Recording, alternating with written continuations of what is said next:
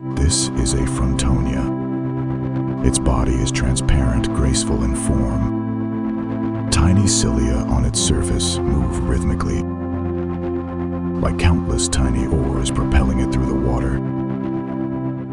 These two Frontonia begin a brief and mysterious union. They exchange genetic material, performing one of life's oldest rituals, sexual reproduction.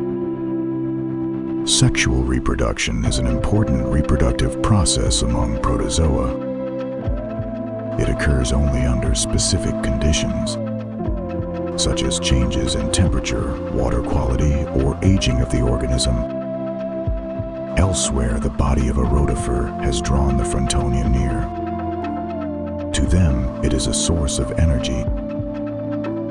It approaches, makes contact, and begins to feed. Through its cell mouth, it engulfs the rotifer's remains bit by bit. In this microscopic feast, death and life intertwine once more. They move, reproduce, hunt, and die.